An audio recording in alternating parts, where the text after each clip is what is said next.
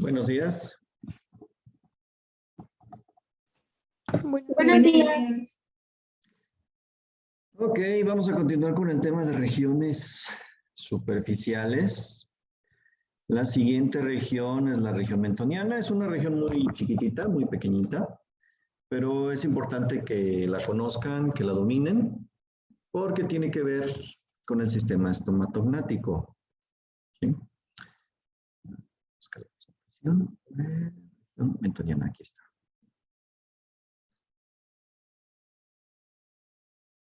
Es una presentación muy cortita, ¿eh?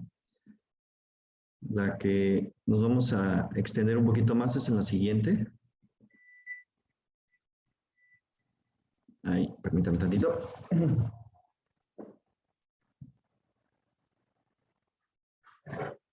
Ahí atrás el burro.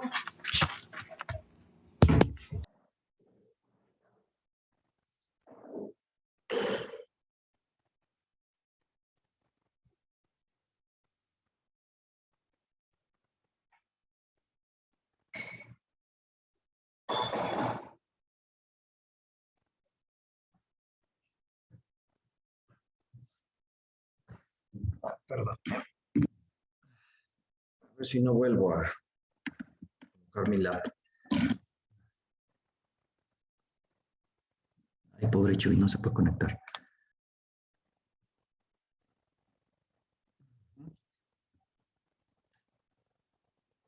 Ok, región mentoniana, vamos pues. Región impar y media corresponde a la eminencia mentoniana y a las partes blandas que la cubren. Sus límites, el límite superior es el surco mentolabial, lo que viene siendo el límite inferior de la región labial. Inferior, pues es muy sencillo de identificar, es borde inferior del cuerpo mandibular. Los que son unos límites un poco más difusos son los límites laterales. ¿Sí? Igual, como les mencionaba el día de ayer, el límite lateral de la región labial, pues bueno, en la región mentoniana va a ser muy similar. Una línea vertical trazada por la extremidad externa del surco labiogeniano, el surco labiogeniano es este de aquí, ¿sí? A 10 o 12 milímetros por fuera de la comisura. ¿Sí? Ubican la comisura, ponen un dedito, más o menos aquí, sería el límite, aquí más o menos, proyectamos la línea y la bajamos hasta el borde inferior de la mandíbula. ¿Ok? Planos, son, aquí en Testí solamente describe 4. La piel, la capa músculo-grasosa, ¿sí? Periósteo y plano esqueletal. La piel y anatomía de superficie. La piel en esta región se caracteriza por su espesor y por ser rica en folículos pilosos. ¿Sí? La región mentoniana es convexa en todos los sentidos. Se nota a veces en su parte media una fosita más o menos acentuada. Los que le llamamos las personas que tienen la barba partida. ¿Sí? Debido a la presencia en la línea media de una lámina fibrosa y elástica que se extiende desde la sínfisis mentoniana a la cara profunda de piel. Esta es la razón por la que se puede presentar la barba partida. ¿Sí? Una laminilla fibrosa y que se inserta desde el hueso y jala la piel. Es por eso que se siente esa hendidura. Periósteo no hay nada destacable. Bueno, el plano esqueletal ya lo conocen. Cara anterior del cuerpo mandibular, agujero mentoniano. La porción central o porción de la sínfisis presenta un espesor y resistencia notable, por lo que es raro observar fracturas en la línea media.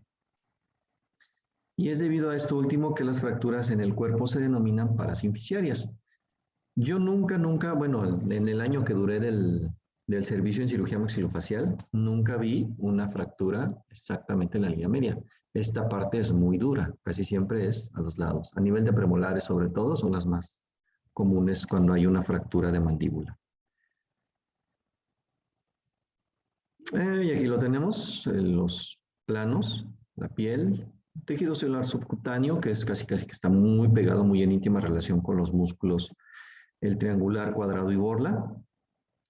E inmediatamente debajo de esta capa encontramos el periósteo y el plano esqueletal.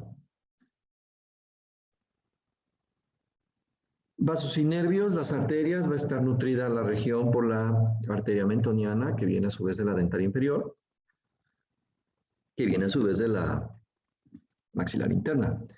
También va a haber ramas de la arteria submentoniana, que viene de la facial, y la labial inferior, que también viene de la arteria facial. Venas, bueno, son muy homólogas. Las venas de la región terminan directamente sobre la vena facial o por medio de su afluente, la vena submentoniana.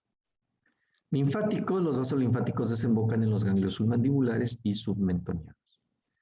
Nervios, los nervios motores, va a ser el nervio marginal o mentoniano. Les recuerdo que les había sugerido que se lo aprendieran como marginal. No como mentoniano porque se puede confundir con este. ¿Sí? Entonces, marginal. ¿Sí? Acuérdense, tronco cervicofacial, labio inferior, marginal y cervical. ¿Ok? Del tronco cervicofacial del facial. Muy bien. Y nervios sensitivos, ahora sí, nervio mentoniano del dentario inferior y ramos suprayoideos del nervio transverso del cuello del plexo cervical. El nervio transverso del cuello viene más o menos como a la mitad del cuello, atraviesa así y sus ramas terminan en esta zona. ¿Sí? Y esas ramitas pueden alcanzar la parte más inferior de la región mentoniana. ¿Sí? Entonces, la parte superior de la región mentoniana va a estar inervada por el nervio mentoniano y la parte inferior por el plexo cervical. Más específicamente, ramos suprayoideos del nervio transverso del cuello de la porción sensitiva del plexo cervical. ¿Creen aprendérselo así? Digo, para que se vean profesionales, ¿no? Bueno, si dicen, bueno, plexo cervical, ok, está bien, con eso me doy por bien servido.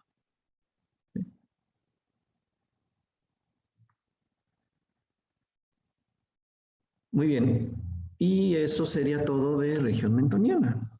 Muy cortita, ¿no? Ok, vamos a cerrar esta presentación. Y vamos con la siguiente, la región maceterina. Ok, esta sí es un poquito más amplia. De hecho, yo creo que esta nos va a llevar el resto de lo que queda de clase. ¿Sí? Y pues de todos modos la dejamos hasta aquí. ¿Sí? Vamos de plano muy adelantados. Yo creo que, no creo que les desagrade la idea que el próximo martes tampoco tengamos clase, ¿verdad? O hay alguien que diga, sí, sí, yo quiero. Con que uno me diga yo quiero, yo doy, ¿eh? ¿Nadie? Ok, bueno, entonces no va a haber clase el martes. Sí, le vamos a hacer igual. El miércoles les voy a mandar dos invitaciones, una a las 7 y una a las 7:30.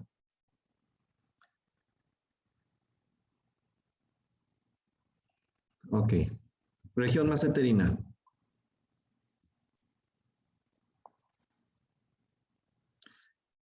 Situada en la parte posterolateral, esta zona de la cara, comprende la rama mandibular, músculo al cual debe su nombre, y partes blandas que lo cubren. ¿Sí? La región maceterina es de importancia clínica para nosotros como estomatólogos. Los límites, afortunadamente, son muy sencillos. El límite superior va a ser el arco cigomático, pues el sitio de origen del músculo macetero. En inferior va a ser el borde inferior de la mandíbula, pues a este nivel de la rama.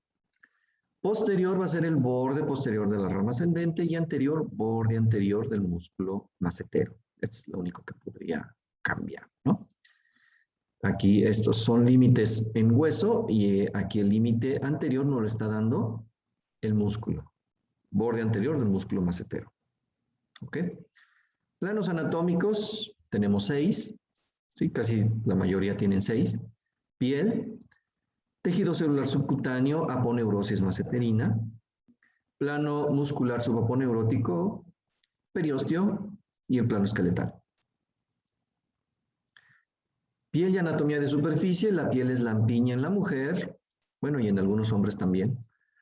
Provista de pelos en el hombre, conocida vulgarmente como patilla. Se desliza fácilmente sobre la aponeurosis subyacente. La región maseterina es plana y ligeramente convexa. Sobresale de las regiones geniana y parotidia. ¿Sí? La región geniana es la que está por delante y la región parotidia es la que está inmediatamente por detrás, en este pequeño surco. Aparecen con relación a ellas más o menos deprimidas, ¿sí? Bueno, sobre todo en personas ectomorfas o delgaditas, en personas pues, más llenitas, pues ahí se pierden esas dos regiones. Esta depresión pre- y retromastoidea se exagera en individuos delgados y aumenta también cuando se contrae el macetero. En el ángulo póstero superior, a ver, ángulo póstero superior, aquí, ¿sí? Es posible palpar una eminencia movible cuando se abre o cierra la boca. Es el cóndilo mandibular. Entre esta eminencia y el trago se pueden sentir los latidos de la arteria temporal superficial. ¿Ok? Entonces, en este ángulo es donde nosotros debemos palpar, debemos explorar para valorar la integridad de la articulación temporomandibular. ¿Sí? Ponen aquí, le piden al paciente, abra, cierra, ¿no? Le truena o se le mueve o se siente como una latidita o se escucha un chasquido, ¿sí? Pues nos está hablando que hay un desorden en la articulación. Van a aprender a tratar la articulación en clase de oclusión, porque desórdenes aquí tienen directa relación acá, con la forma en la que muerde el paciente. ¿Okay? Y ya más profundizado, pues se ve en especialidad de prótesis y también se ve en especialidad de ortodoncia. Incluso creo que por ahí hay algunos posgrados de especialistas en oclusión. Sí, creo que en México sí hay uno que otro por ahí. En el extranjero creo que sí hay más, los oclusionistas, por así decirlo. Por delante de esta eminencia es posible sentir una depresión, es la depresión precondilia. Punto de referencia para acceder a la escotadura sigmoidea. ¿Ok? Pues abrimos y cerramos y vamos a sentir perfectamente bien cómo se mueve el cóndilo. Y justo por delante vamos a sentir una pequeña depresión. Ah, caray, me está tronando la articulación, no me tronaba. ¿Ok? Aquí, exactamente aquí. Si pinchamos aquí, vamos a acceder a la escotadura sigmoidea. Bueno, ¿y para qué fregados tendríamos que acceder a la escotadura sigmoidea? Bueno, hay casos en los que el paciente tiene trismus, es decir, no puede abrir la boca, y una de las técnicas para poder hacer que el paciente abra es anestesiar el nervio temporomaceterino o maceterino. ¿Sí? Lo bloqueamos, se deja de contraer el músculo y ya se puede hacer la apertura. Eso se ve más en cirugía maxilofacial. A nivel del ángulo anterior-inferior, a ver, este es el posterior superior, anterior-inferior, a ver, contraemos el músculo macetero aquí, en esta zona. ¿Sí? Anterior-inferior. Más o menos a nivel de la escotadura antegonial del borde inferior de la mandíbula. Al contraer el macetero, se siente con bastante facilidad las pulsaciones de la arteria facial. Según Testí, pero yo siempre batallo para sentir las pulsaciones de la arteria facial. No, nada. No, nada. Sí, pero bueno, es un detalle clínico, ¿eh? Es más fácil sentir la de la temporal superficial. Aquí, ¿sí? Pulso radial. O mejor aún, el pulso carotidio. Ese no hay pierde. ¿Sí? Siguiente plano, tejido celular subcutáneo. Es más o menos rico en grasa. En esta capa se encuentran las siguientes estructuras. Atención, que esto lo pregunto mucho. La arteria transversa de la cara, ramos del nervio facial, sobre todo los ramos terminales, la mayoría. Prolongación anterior de la parótida, el conducto de Stennon, y esto ya no me importa tanto, fascículos del risor y platismo, estos son más importantes. ¿Sí? Y obviamente la arteria y la vena facial. La arteria transversa de la cara ocupa la parte superior de la región, paralela y aproximadamente a 1 centímetro por debajo del arco cigomático. Ubicamos el arco cigomático, ponemos un dedito y abajo del dedito va a estar pasando la arteria transversa de la cara. ¿Sí? Esta es pregunta de examen, ¿eh? Los ramos terminales del nervio facial solo pasan en forma de abanico por la región, solo están de paso pero no inervan nada. ¿Sí? Porque el músculo que se encuentra en esta región pues, es el macetero, y quien le da inervación motora es el trigémino. ¿Sí? Los ramos terminales del nervio facial son motores, pero solo están de paso para llegar a sus respectivos músculos a los cuales va a inervar. ¿Sí? Ya saben, los músculos de la expresión facial. La prolongación de la parótida tiene forma cónica con vértice dirigido hacia arriba y adelante. Su aponeurosis se continúa con la aponeurosis maceterina. Conducto de Stennon, o conducto parotídeo, también se le llama. Al igual que la arteria transversa de la cara, se ubica paralela y esta se va a encontrar a 2 centímetros por debajo del arco cigomático. ¿Sí? Casi al mismo nivel de una línea que va del lóbulo de la oreja, ¿sí? Al ala de la nariz. Ahí trazamos una línea más o menos a este nivel, va a pasar. ¿Ok? Esto también es pregunta de examen. ¿A cuántos milímetros o centímetros pasa por debajo del arco cigomático la arteria transversal de la cara? La respuesta es 2 centímetros. ¿Sí? Estos son detalles importantes. Aquí lo tenemos. No sé por qué en el libro que yo tengo en físico de Testí, esta imagen viene en blanco y negro. Porque yo esta misma imagen la he visto a color. Pero bueno, miren, es sencillo. Esta es la prolongación anterior de la parótida. Esto de aquí es el conducto de Stennon. Esta de aquí es la arteria transversa de la cara. Y estos que están en negro son los ramos terminales del nervio facial. De hecho, no sé si ustedes han visto una cabeza, un pedacito de cabeza donde se ve casi exactamente igual, la piel así diseccionada, y tiene varios palillos. Creo que sí se las he enseñado, ¿no? Que varios me preguntaron, doctor, ¿y por qué tienen los palillos? ¿Sí? Y ya les comentaba. Sí, lo hemos visto. Sí, ¿verdad? Sí. Si no, pues en esta clase, pues en vez de entrar al anfiteatro, les saco esa cabecita, ¿sí? Porque precisamente los palillos están disecando estos ramos, los ramos terminales del nervio facial.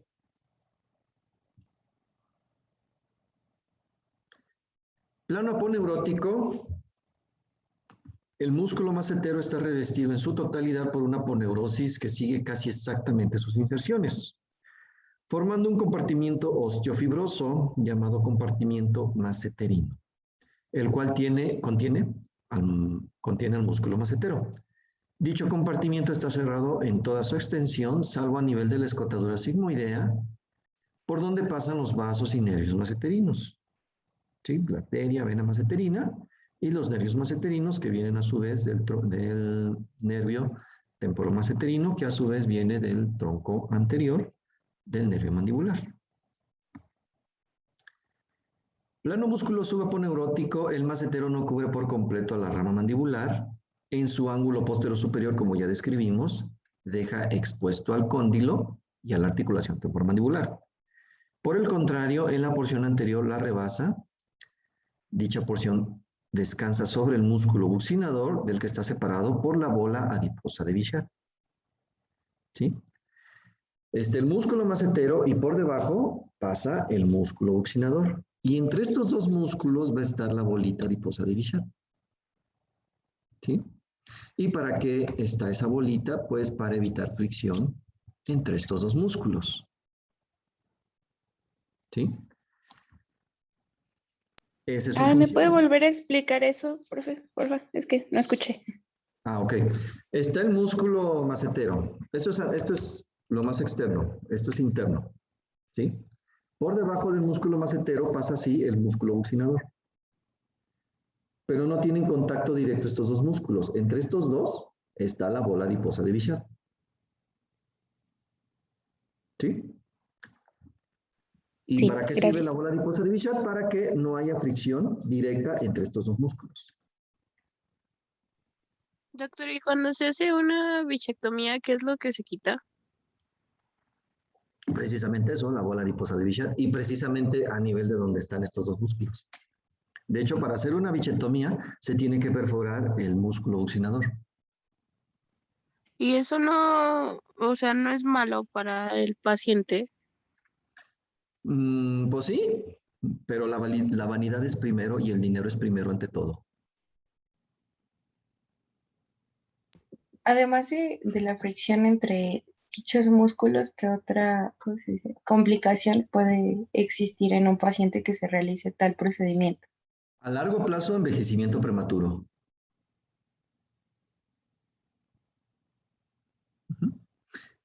Entonces, ¿es recomendable hacerlo?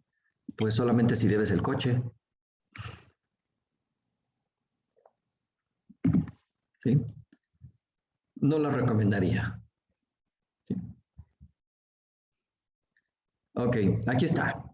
El músculo macetero. Ya lo saben, fascículo superior, fascículo profundo.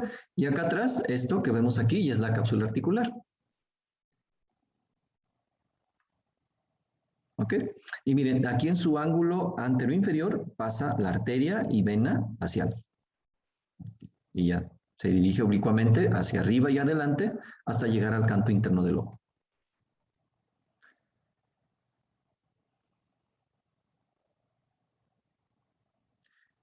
Siguiente plano, periósteo. El periósteo cubre en toda su extensión la rama mandibular. El plano esquelético, este plano está representado por el arco cigomático, rama mandibular y articulación temporomandibular. El arco cigomático, al ser fácilmente palpable, es un punto de referencia valioso, ¿sí? Como ya vimos, ¿no? Para ubicar la arteria transversa de la cara y para ubicar el conducto de esteno. El arco cigomático, junto con la cara exocranial de la escama del temporal, circunscriben un orificio llamado orificio cigomático. Dicha estructura juega un papel importante en la fisiología de apertura y cierre, ya que circunscribe al espacio de movimiento y juego de la apófisis coronoides. Ahora, ¿se entendió esto?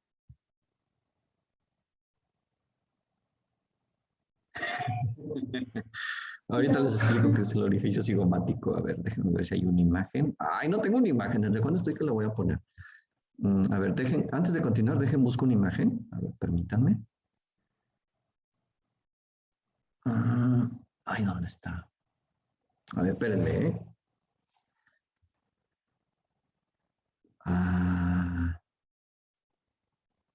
a ver, entre tanta cosa que tengo. ¿Desde cuándo estoy allá? Voy a depurar mi computadora. Tengo muchos archivos. A ver, imágenes, osteología. Ah, está exo. A ver, se me hace que aquí viene. Sí, aquí se ve. Aquí se ve el orificio cigomático. Esto no se los mencioné en osteología, porque pues lo vemos, porque casi siempre esa estructura la dejo de tarea, para que el alumno que junte 3 asteriscos pase a presentar el detalle.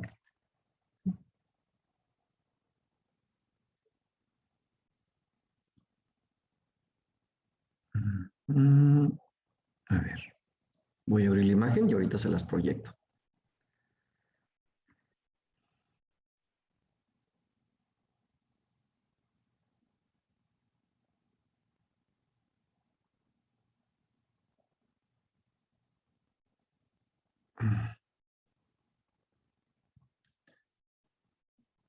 Miren, ahí.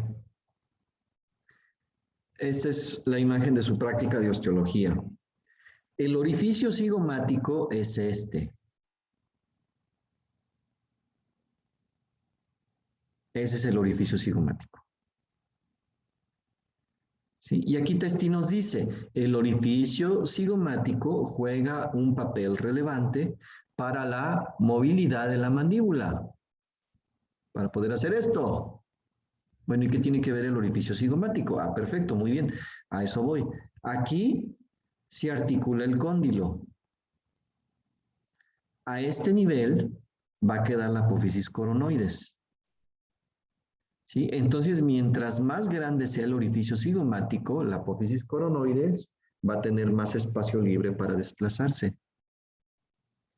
Si está estrecho, pues la apófisis coronoides puede topar aquí y va a limitar la apertura bucal. ¿Sí? ¿Por qué es importante esto?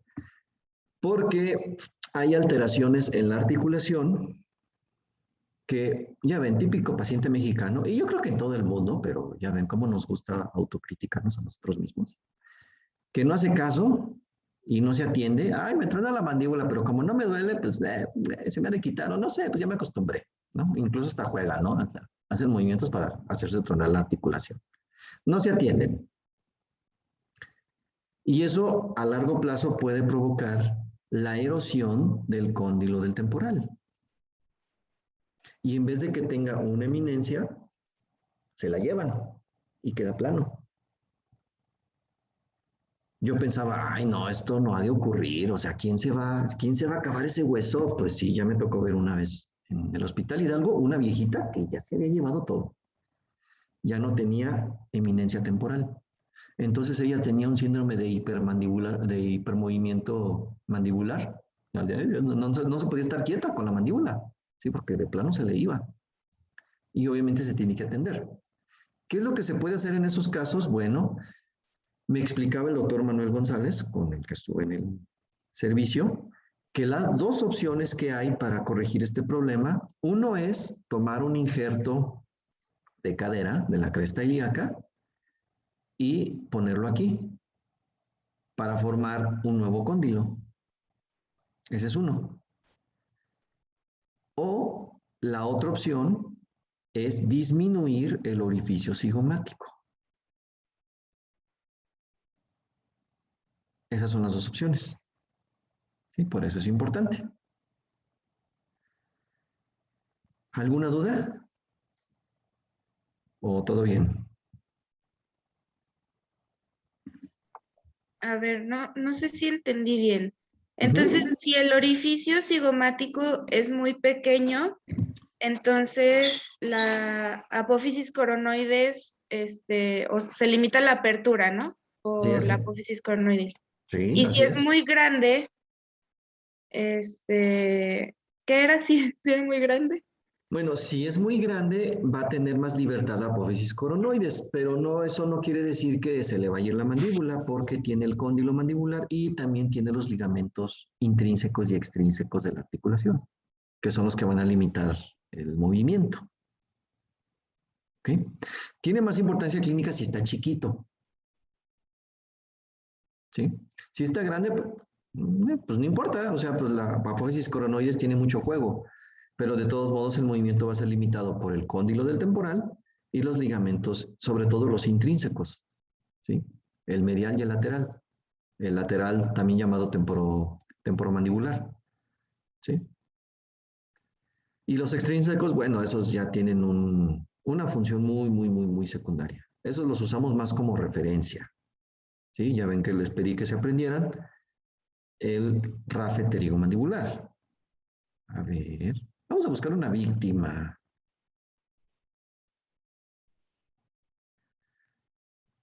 A ver, Verónica Alvarado, siempre veo su foto y siempre me dan ganas de preguntarle. Verónica Alvarado.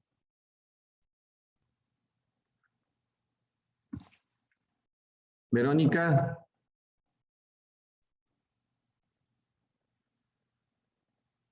Dijo, pues no es guasa, ahí con su foto, pues efectivamente creo que está así.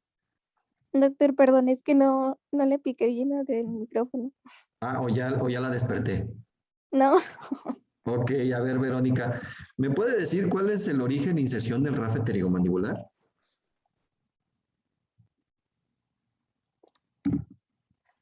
Oh, doctor. ¿Sí? Perdón, es que se me corta, doctor. No le escuché bien la pregunta. Ah, ¿cuál es el origen e inserción del rafe pterigomandibular?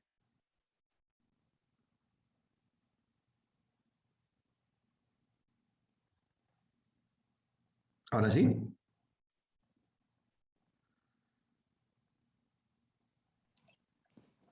Sí, sí me escucha, doctor. No, no le escuché, no le escuchamos, ¿verdad? No, no me escucha. No. Es que le entendí rafe mandibular nada más. Y la inserción, ¿no? Sí, del pterigomandibular.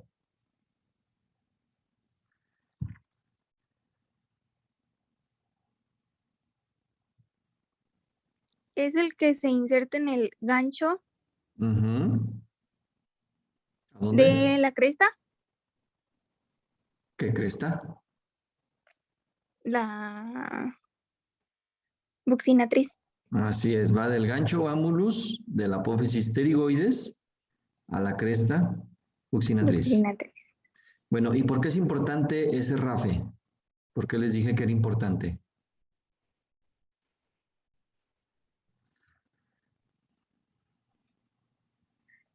Ay, doctor, de eso sí no me acuerdo bien. Mm, ¿Cómo?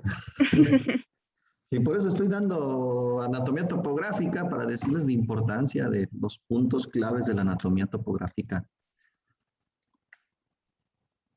mm, A ver quién se acuerda. ¿Quién le ayuda a su compañera? Porque justamente entre este y la rama mandibular, en el centro se aplica la inyección de anestesia, creo. Así es. Es correcto. Y les mencionaba también que ustedes mismos pueden palpar el rafe. ¿Sí? Que meten su dedito y hasta atrás, atrás de la muela del juicio o la última muela que tengan, palpan el borde anterior de la rama mandibular y hacia adentro van a sentir como una liga. Ese es el rafe pterigomandibular. ¿Sí? Y entre esas dos estructuras, como dice su compañera, en medio, ahí tienen que hacer la punción para la técnica del dentario inferior. Ok. Entonces esto ya doctor, se entiende. Sí, dígame. perdón, una vez, me medio explicaron cómo se pone esa anestesia. Me dijeron de Ujú, que es abrir muy bien, muy, muy, muy grande la boca del paciente y ujú. que se forma como un triángulo. Así es. Entonces, le quiero preguntar, ¿es en medio del triángulo o justamente en un, no sé, a lo mejor en una esquinita de un triángulo No, no, debe ser en medio. Mire, en tenemos la medio? última muela. Ujú. Ay, perdón por mi muelita que no tengo muy buen pulso con esta aplicación. Tenemos la última muela. Es una muela, ¿eh? Y aquí tenemos el borde anterior de la rama mandibular. Ujú. Y acá tendríamos la muela de arriba, ¿no? Sí, más o menos. Y por aquí pasaría el rafe pterigomandibular. Como bien le comentaron que tiene que abrir mucho la boca, es precisamente para que el rafe se vea mejor. Como se tensa, va a ser más fácil ubicarlo y se va a formar el susodicho triángulo. Se llama triángulo retromolar. Formado por borde anterior de la rama, rafe pterigomandibular y proceso dentoalveolar superior. ¿Sí? Y exactamente en medio, aquí se tiene que pinchar. Aproximadamente un centímetro por arriba del plano cruzal. ¿Sí? Yo Y para el personalmente, superior sería igual. no, no, esto es solamente para el dentario. Ujú. Para superior tiene que ser a nivel de fondo de saco del diente superior que quiera anestesiar. En superior es más sencillo. ¿Sí? En inferior, de hecho, de todas las técnicas anestésicas, dominar la del dentario inferior es la más difícil. Yo personalmente hago esto, pongo mi dedo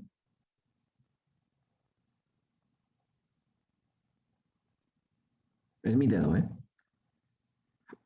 Pongo mi dedo y más o menos a mitad del dedo, ahí se pincha.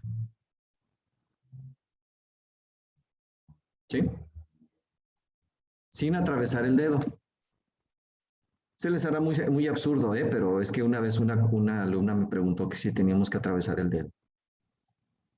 Y yo sí, mire, ya me perforé tengo un hoyito para ayudarme a más fácil. ¿Sí? Se me hizo curioso esa pregunta. Dije, neta, digo, pues ¿cuándo has visto a alguien que tenga aquí perforado el dedo? Pero bueno, fue el chascarrillo de esa vez. Ok, esto ya quedó, ¿verdad?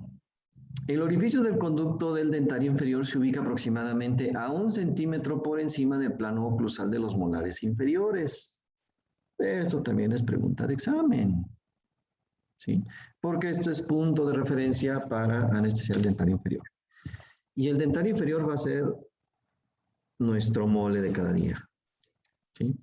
Aún así no estudien maxilofacial, aún así no estudien, pues no sé, endodoncia, que ahí tienen que dominar muy bien la técnica. Pues bueno, aunque se dediquen a la consulta privada, pues esta técnica es la más difícil de dominar. ¿Y cómo se domina más fácilmente? Pues conociendo anatomía. No hay de otra.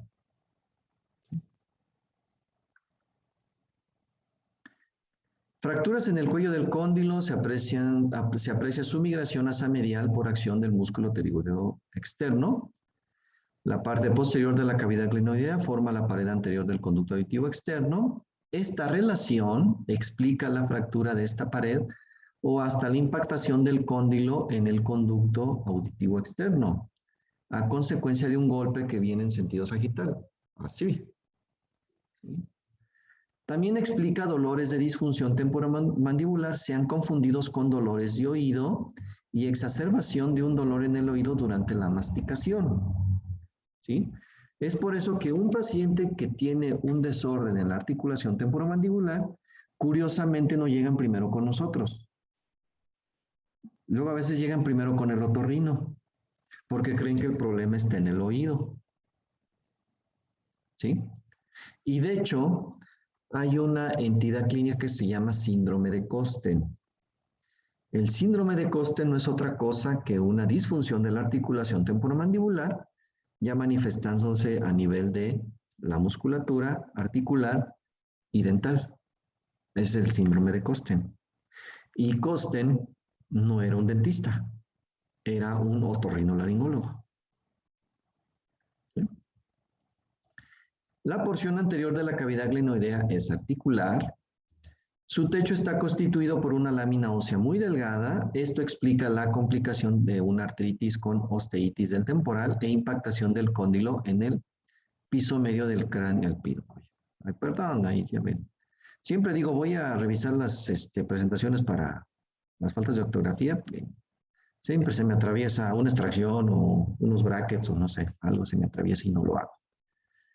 Ay, perdón, ¿eh?